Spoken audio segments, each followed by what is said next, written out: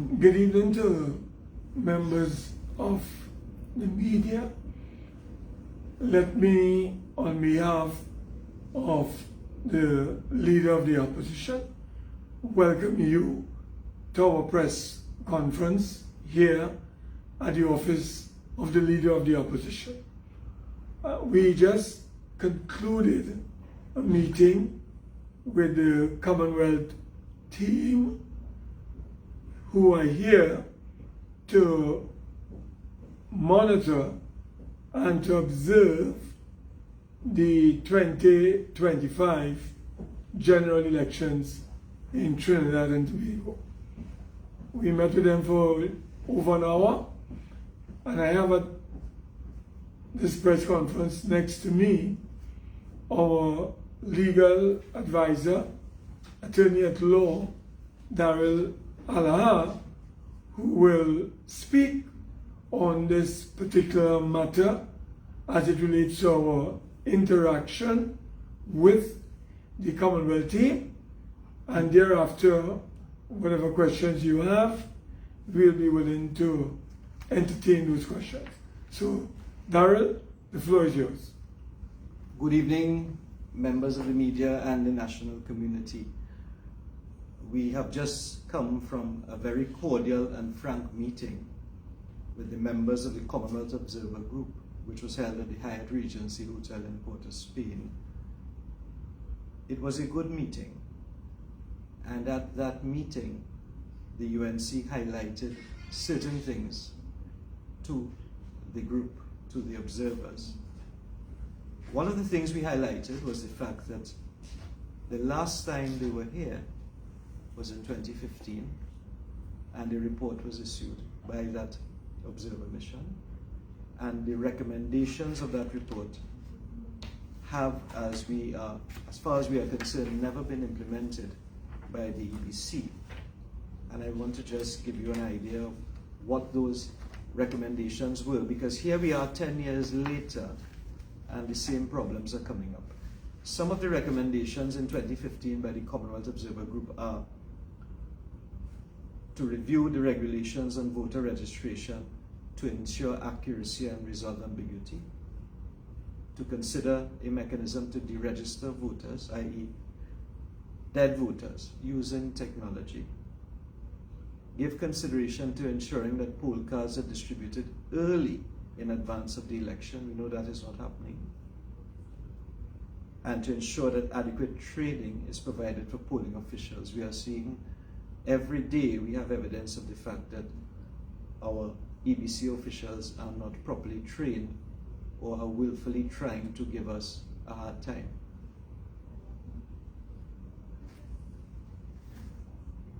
We also raised with the observer group the fact that their last report was not very detailed when it came to the UNC's complaints on election day in 2015, and that report did not record our complaints then about voter suppression, the slowing down of the lines in certain marginal constituencies, and police exercises in marginal constituencies in the vicinity of polling stations, causing traffic and slowing down the movement of people, which we thought was deliberate. I have no doubt that we will see all of these dirty tricks again come Monday, especially in the marginals. On Tuesday, when we last met, we warned the nation that a storm is coming, and we say now that that storm has now arrived.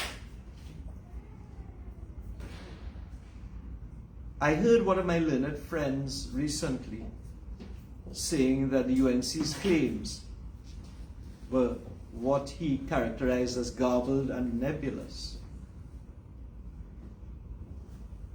That was very kind of my learned friend to say, and very helpful, because I want to borrow his phrase, and I want to ask members of the national community in relation to some new things that we have reported what is garbled and nebulous about the existence of ballot box number 2764, which was discovered at the Matura police station in Topo Sandy Grande, when there is no record from our observers that that ballot box was designated a ballot box for special voting.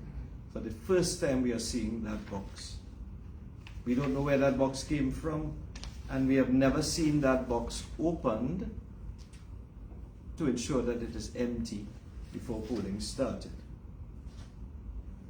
We were informed by somebody in that constituency, an official, one Miss Wright, an EBC official, WRIGHT, contacted our agent and informed him that that ballot box number 2764 was one of several special EBC commission boxes that were being used by special electors to cast their votes from any constituency across the whole country. When we had attended the handing over of the ballots and the boxes in the Queen's Park Savannah on April the 3rd, we did not record that box number, so we don't know where that box came from. I repeat, we have never seen that box opened at the start of the polls, and we've never given an opportunity to check to see if that box was empty. We are now very, very concerned that there may be other similar boxes in what the EBC is calling the EBC Commission boxes for people to cast their votes from any constituency across the whole country. And we don't have any verification of what's inside those boxes at the start of the polls. So that is certainly not, to use my learned friend's language, that is certainly not a garbled and nebulous complaint, if I may say so myself. We have another complaint where the returning officer for La Horquetta Tel Paro has told our agent that he is not signing a copy of a letter acknowledging receipt of his declaration of list of subagents. Now, not only is that common courtesy to acknowledge receipt, it is a practice to ensure that when you come on the day, the returning officer cannot tell you, I never got the document by the statutory deadline. Once again, ladies and gentlemen, this is an example of the incompetence and lack of training, with the greatest respect, of returning officers who we say are clearly unsuitable to perform the important public functions of their office. The returning officer in this instance is a Mr. Keith LeBlanc, returning officer for La Horquetta Tel Paro. And we say once again that these mischievous and misguided individuals are making it difficult for the UNC's candidates to comply with statutory requirements for the elections. And we are not hearing any complaints on the part of the PNM. I repeat, since April the 3rd, we have written 20 letters to the EBC.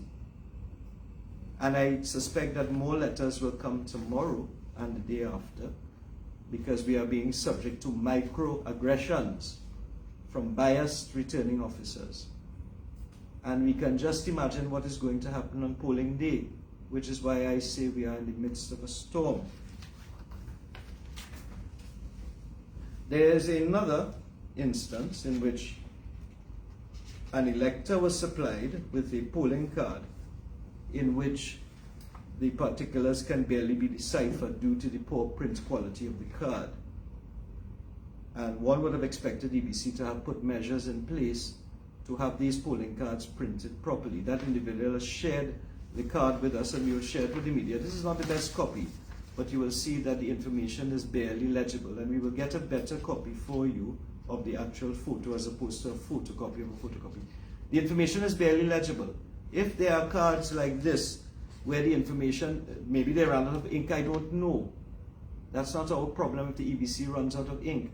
But you have voters who may be afraid to carry an almost blank card to a polling station, or may not even decipher the polling station number because you can't see it. I don't know how many other polling cards are like this, and we have asked our teams to find out if anyone else has suffered that problem. If anyone has, they can contact the EBC campaign offices and we will make representations to the EBC. Certainly, ladies and gentlemen, one ought not to be afraid to carry this in to vote and let them figure it out. This is very unfair to voters. Even more than that, and to use my learned friend's terminology, very helpful, very helpful. We do not think it is garbled and nebulous to bring to the EBC's attention that a particular address received 25 apparently identically addressed poll cards, duplicates. Duplicate poll cards, ladies and gentlemen. One copy each. And it wasn't for 25 twins. We have copies of 25 of them, and we will share it with the media. If you get 2 copies of a poll card in the mail, what would you do? It's going to cause confusion. We haven't opened these cards because we can't, but we don't know if the information in card A is equal to the information in card B. And we don't know if this has infected other areas in Trinidad. We've got 25 pairs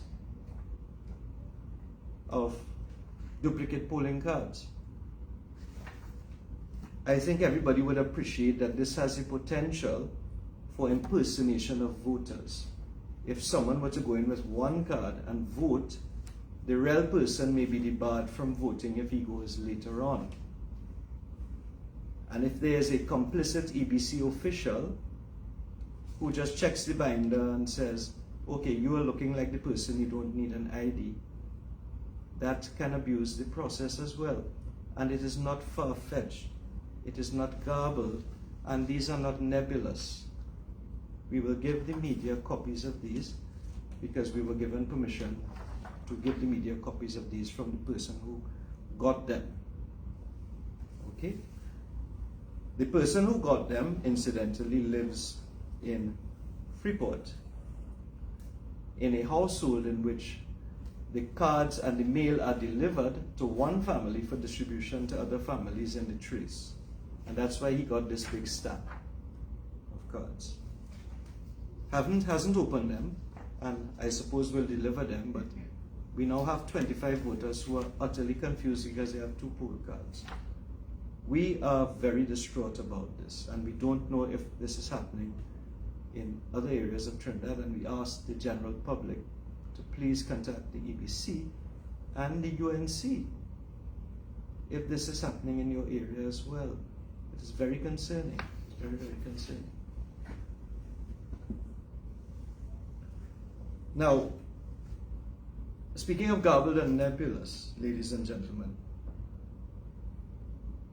the EBC issued a press release in which it said that certain allegations alleged things on documents on social media in relation to Ms. Narcis Scope and other returning officers being members of the PNM were false and incorrect. We've seen the media release. Like the EBC, we too are very concerned with what has been placed on the social media. We've seen it as well. We cannot say at the UNC whether that particular document, I'm sure members of the media would have seen it, it's viral, whether that particular document being a list of alleged members of the PNM who are returning officers and the chief election officer are alleged. We are not sure, and we cannot say if that document is true or not, but we feel in the public interest that we should ask questions. We do not think the issue is closed with the greatest respect by the EBC's nebulous press release, and therefore we have written the EBC today, and we'll provide you with these letters. We have written to the EBC today asking it very kindly what due diligence was conducted for them to say in one sweeping statement that the posts were, in their words, falsified and inaccurate. We just want to know what due diligence was performed, because we know sometime last year the chairman of the EBC had said they got legal advice to inquire from all of their employees whether they were members of a political party. But the press release is conspicuously absent in relation to what method was used to verify that information. Is it the EBC accepted the word of these individuals, or did they go any further? The EBC media release, in our respectful view, is very economical in the language that has been used. And you can, I ask that you read that release very carefully, and we say that because it is in the public interest for us to continue to ask questions about these allegations, because we are heading into an election and key electoral officials are alleged to be members of the ruling PNM party. We have also asked the EBC whether it inquired from the PNM whether those allegations were true, because if there's anyone to ask, it's the PNM, because it is an alleged allegation or allegations about people being on the PNM membership list. Don't ask the UNC, ask the PNM. They have been strangely silent on the issue. Again, we maintain that those are mere allegations and we are asking questions. Now, those of you who are familiar with the electoral process will know that the hundreds of persons who work in campaigns as polling agents and polling clerks for political parties, they have to do what are called statutory declarations of secrecy before entering the polling booth. So hundreds of statutory declarations are done by these officials for the EBC. And we say very kindly that the least these EBC officials could do, and that is Ms. Narcis's scope, and the returning officers who are named in that alleged document, the least these people can do is make statutory declarations as to whether they are or were members of the People's National Movement, or any political party for that matter. And we are asking the EBC to publish those statutory declarations, because the people of Trinidad and Tobago deserve nothing less. They deserve nothing less. They deserve more than a press release saying that, oh, the posts were falsified and inaccurate. We deserve more. We are not sure if they are true or not, and we want people to tell us why you think they are not true or not. What is the procedure you've adopted? Okay? We ask the EBC to come forward on that issue. And we ask the individuals involved who are public officials, the returning officers and Ms. Narcis's scope, please, in the public interest, declare your position on a statutory declaration or swear an affidavit. The ball is in the EBC's court and in the court of those individuals. If it is you are not, swear an affidavit or make a declaration and publish it. Ladies and gentlemen and members of the media, we are sure, based on the amount of complaints we've had thus far to the EBC, and we are sure will come, that there is a collection of biased officials in the EBC who engage in delay, confusion, misinformation and trickery even before polling day. Some of them are asking for more information than is required from our candidates. Some of them are fussing, the returning officers are fussing about every procedural step. Some of them are saying, you cannot give me a letter with the UNC logo because if you do and you walk into the polling station, that is campaigning and canvassing. I don't know what kind of bush lawyers they have as returning officers. I am an attorney at law and I can tell you that is not so. But they are bullying our clients into doing letterheads without the UNC logo, because they feel if they walk in to show them the letter of authorization, that is campaigning. We don't know. And we have asked the EBC to clear that up. Lord knows what will face us next Monday. And I asked members of the media and members of the public, where do they get these people from in the nicest way? Where do they get these returning officers from? In all of the circumstances, members of the public and members of the media, the UNC wants to warn these mischievous PNM agents, whether they be presiding officers or returning officers, that we have the best and brightest attorneys in this country, and they are spread across the island of Trinidad. They are watching everything and are prepared to document even the slightest deviation from lawful conduct. Those people are just too wicked. We have just told the Commonwealth Observer Team, and we will share with you the dossier that we gave to them. Those of you who remember telephone directories, it looks familiar to that. This is all the correspondence we've done so far, and we've not even gotten into polling yet.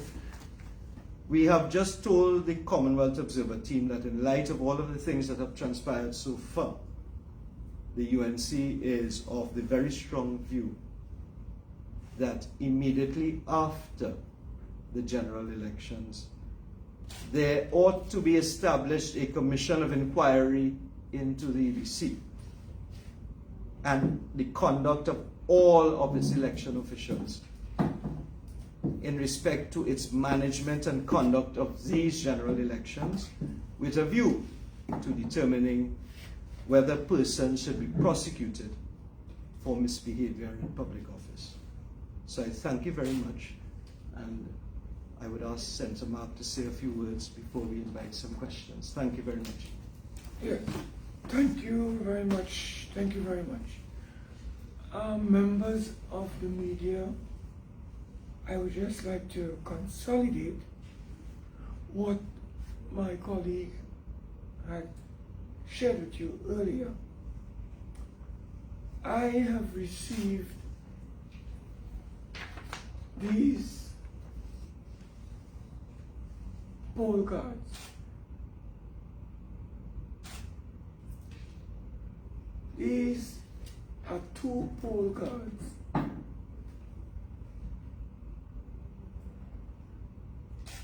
of dead individuals. That's in addition to what we have already identified. These people died in a car accident 33 years ago. I want to repeat, and I'm going to leave a copy of this document with you.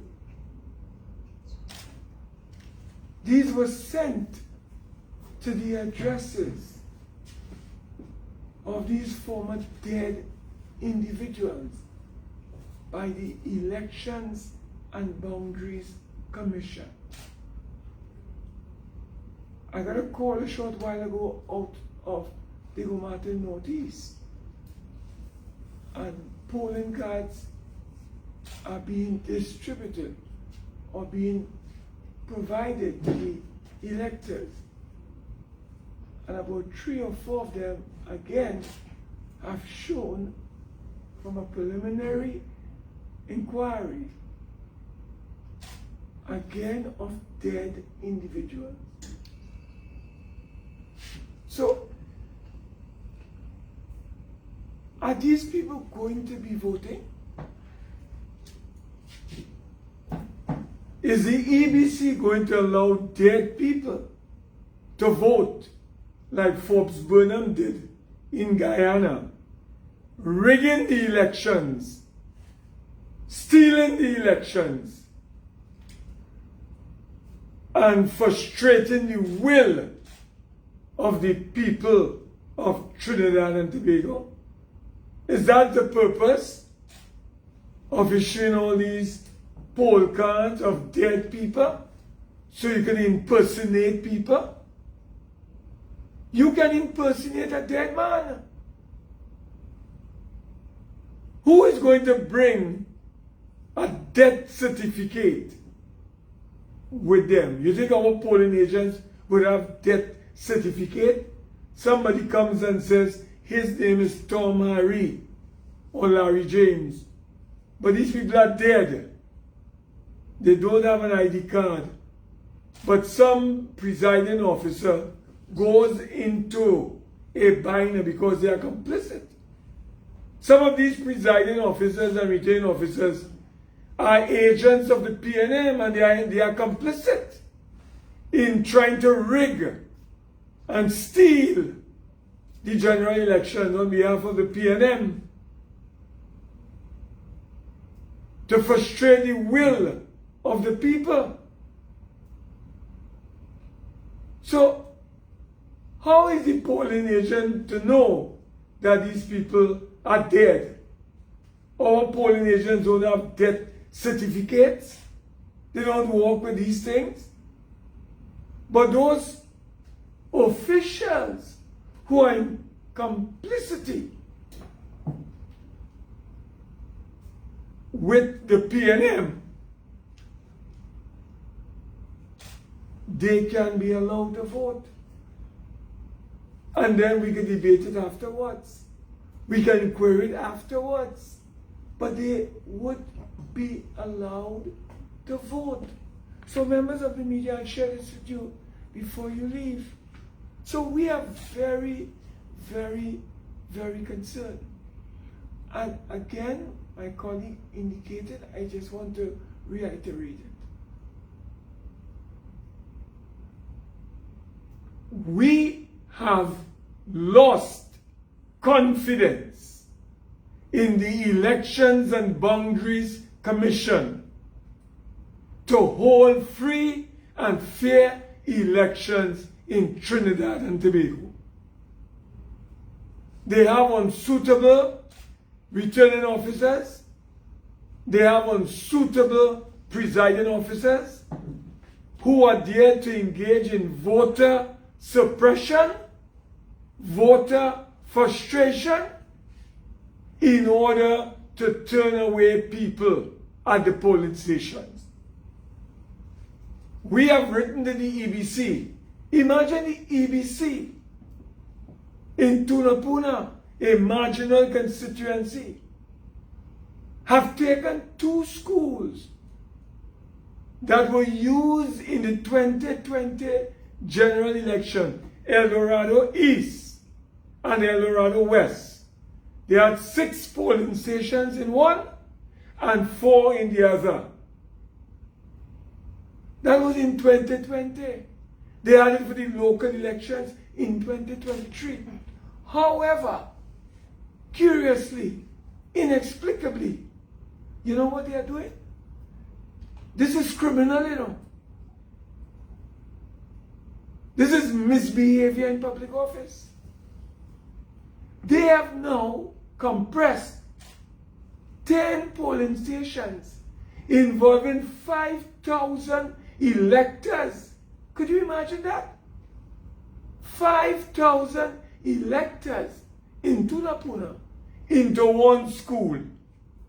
And you know what is the excuse we were told? The El Dorado East School is under repair.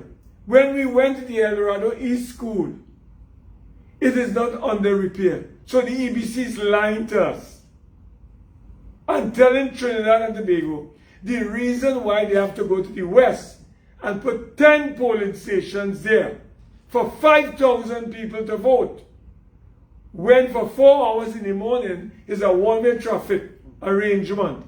So it's total and utter confusion. Tell me if that is not voter suppression. Tell me if that is not voter frustration. Tell me if that is not complicity between the EBC and the PNM to frustrate the will of the people of Tunapuna? Why is the EBC seeking to steal the next general election on behalf of the PNM? Why are they doing it? So we have served notice that we are going to ensure that an independent commission of inquiry is established into the conduct of the Elections and Boundaries Commission and all their officials to determine whether they have been guilty or not as it relates to misconduct, misbehavior in public office. Members of the media, we say no more this time. We ask the public to be vigilant. We ask the public, every citizen, do not allow the EBC. Now the police has come out and talk about a threat to public safety. And they're going to increase patrols. We hope those patrols that they are going to increase are not designed. Mr. Benjamin, you are the acting commissioner of police. We hope that what you are doing is not designed to frustrate the people from exercising their franchise and cause traffic jam. We hope that the police commissioner acting is not in collusion with the PNM to frustrate the will of the people in exercising their rights to go to the polling station by artificially, superficially creating situations. Imagine the police commissioner talks about this thing. He produces no evidence. No evidence. And then he talks about he's going to increase patrols to deal with threats. Up to now, he hasn't told us who was threatened to disrupt the elections. Is it the PNM? Is it terrorists? We know what they did in 2015 in Tunapuna. They increased patrols in that constituency. They created traffic jams and they frustrated the voter. Mr. Benjamin, acting commissioner of police, we hope that you are not repeating what was done in 2015 to frustrate the will of the people, and you are not in complicity as police commissioner with the PNM, the acting police commissioner. We hope you are not in complicity with the PNM to rob the people of Trinidad and Tobago and to frustrate their will. We hope that is not your role. We will now take some questions at this time from the media. Any questions, members? Very shortly, you've alluded to the fact that there should be a commission of inquiry afterward, after the general election. Let's say the UNC is to win the general election and to come into power. How will the UNC treat with the EBC? Is it that a commission of inquiry will be a priority factor, or would there be some sort of reform of the EBC? How will the UNC treat with the EBC? Well, let's be clear. We cannot speak on behalf of something that has not happened as yet. We have said quite clearly that the UNC's position is that there should be a commission of inquiry. And to answer your question, we've had at least one commission of inquiry into the EBC. That's the Dayal Singh Commission. I believe it is in 2002. So the EBC is not beyond scrutiny. And those commissions of inquiry tend to get to the bottom of things simply because after elections, people forget about all of these things and they resume normal life. And they rear their ugly heads at election again. It happens all over the world. We've reminded the observer group of recommendations that they made in 2015 to improve the system. 10 years now, has passed and the EBC has not implemented those. You will see the Commonwealth Observer Mission's recommendations on their website for 2015 in their report in Trinidad and Tobago. And therefore we feel that the Commission of Inquiry is something that would be useful. Not only, it's not a UNC thing, it would be useful for the electoral system as a whole, because there have been talk about reforming our electoral system to bring it into this century, in the age of digitization. Why is it that we count our ballots in secret, when in other countries there are live videos of ballots being counted? People get away with murder when we count the ballots in secret, as you've seen from certain court actions. And why is it we have archaic regulations which are a minefield?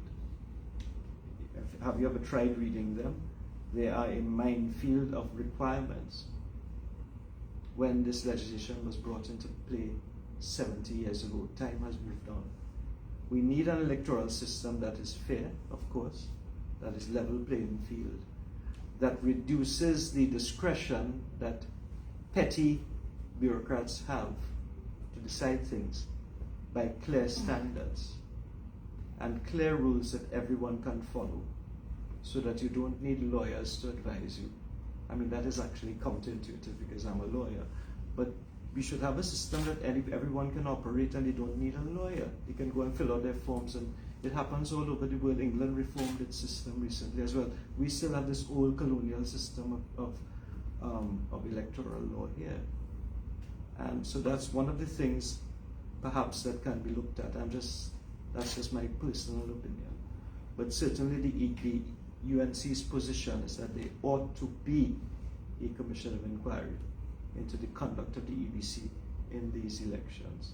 And we feel that the national community would be better off for it, because a lot of questions have been raised. And I want to assure you that everyone will get a soft copy of this dossier, which it contains correspondence from April the 3rd to now. And we will be updating the media with all the letters. Today we did 3 letters. We'll update the media with all of the other letters because we are documenting everything. We invite the media to judge for themselves.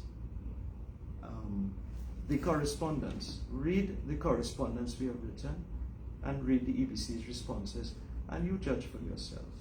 You are independent, you're the fourth estate. You judge for yourself. Forget the hyperbole on the platform, this platform, and judge for yourself. We are giving you what we wrote to them and what they wrote to us. And we hope that you can delve into it and come up with your own conclusions. We are sure that you will find it interesting and perhaps as alarming as we are alarmed.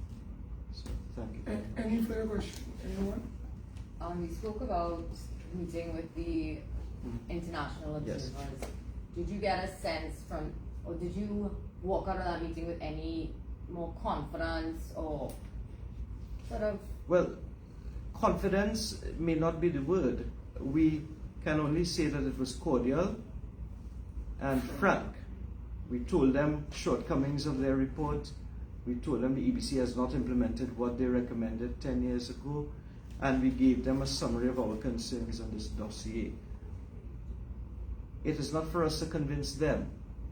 It is for us to provide them with information because they too are an independent body. But do you feel with them being here and watching over the elections, your concerns will be soothed a little bit? Or?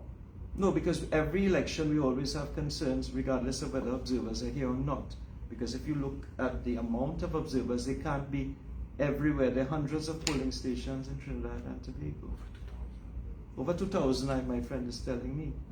And how much of them are here? About 10? About 12.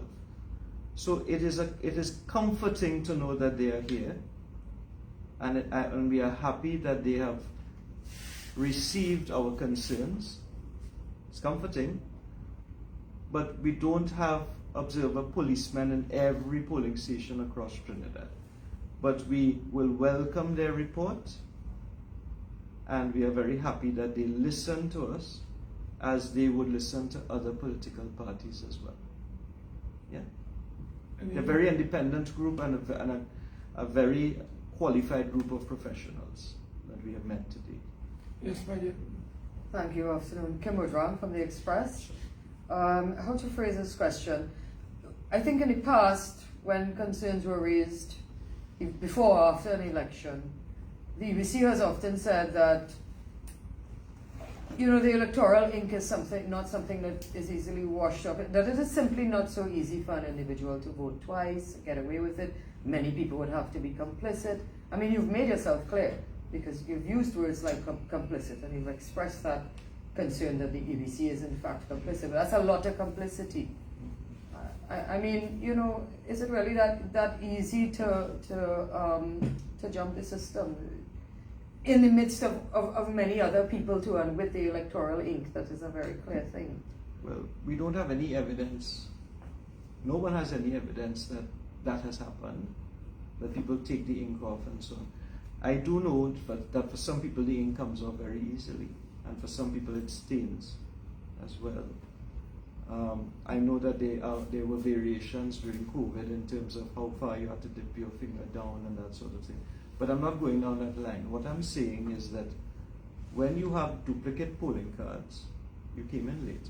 When we have duplicate polling cards, which we'll give you copies of, or you have polling cards that are so faint you don't know what's on them, and you have people who were dead 30 years ago issued with polling cards, you have to wonder about the integrity of the system. You have to wonder. Yes. And you have to be concerned. So it would mean a returning officer looking at someone, looking at the ID, probably looking at the book, and still going ahead and saying... There's a multiplicity of probabilities and possibilities, but certainly even before we go there to the realm of supposition, won't you, as a member of the public, be concerned if there are a sheaf of duplicate polling cards that people got? Or you got two copies of the same polling card. We don't know what's inside them. They may have varying information. We don't know, there's a polling card that we don't know what's printed on it because it's printed so lightly.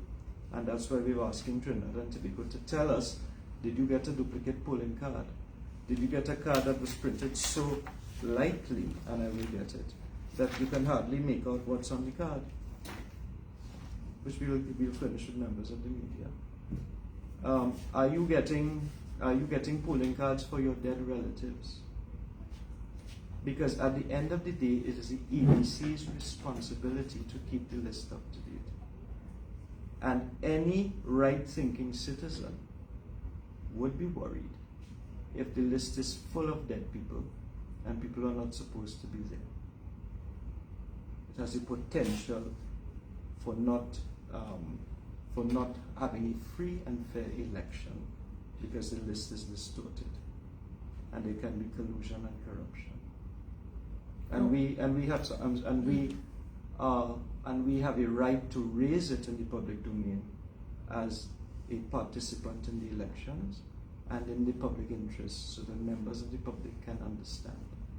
Yeah, Kim, all we are advocating is for the holding of free and fair elections. That is all we are concerned with at this time. Free and fair elections, and do not engage in voter frustration and voter suppression. In 1991, the NER cleaned up the electoral list. I think at that time, But not 90,000 were removed. 90,000 people were removed. In 2000, a cleanup again took place. 100,000 were removed. Between 2001, when the came back, 2002 to 2025, the current administration, right, for the last 10 years, has provided limited or almost zero resources to clean up the mess. That is, could you imagine that our voting population is 1.153 million and we have a population of 1.4 million?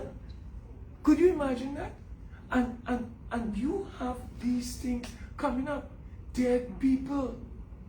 You have polling cards up. Why would the PNM not provide the EBC with the necessary resources to clean up the list? Why? Ms. Budram, you asked a very good question, and I think I have the answer for you. You expressed a concern and you said, well, there's electoral ink, so that it makes no difference if somebody impersonates a dead person because they can't vote twice.